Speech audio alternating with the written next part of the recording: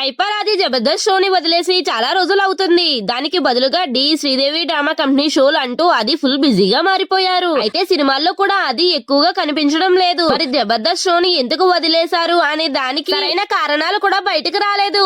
ఇక Nagababu re entry ఇచ్చిన తర్వాత అది కూడా వస్తాడని అందరూ అనుకున్నారు. మొత్తానికి అదే ఇప్పుడు నిజమైంది.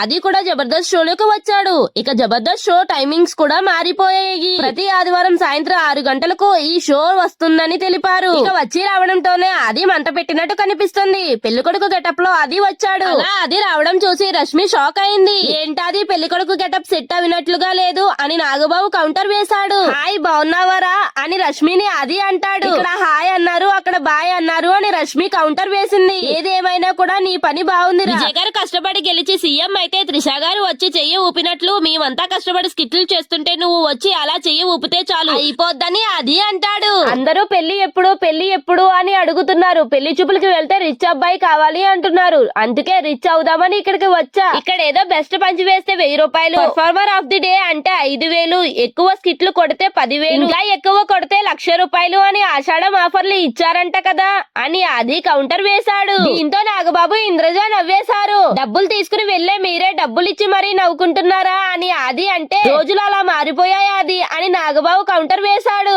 ఇక విజయ్ గెలిచిన టైంలో త్రిష గురించి వచ్చిన వార్తలు, ఇద్దరి రిలేషన్ మీద వచ్చిన రూమర్స్ అందరికీ తెలిసిందే. అలా కొన్ని రోజులు విజయ్ త్రిష టైం బాగానే నడిచింది. మళ్ళీ ఇప్పుడు ఆది ఆ ట్రాక్ ను వాడుకుని తన స్కిట్ లో పంచి వేశాడు. ఇక ఈ స్కిట్ కనుక తలపతి ఫ్యాన్స్ కంట పడితే ఆదిని ఓ రేంజ్ లో ఆడుకోవడం ఖాయం.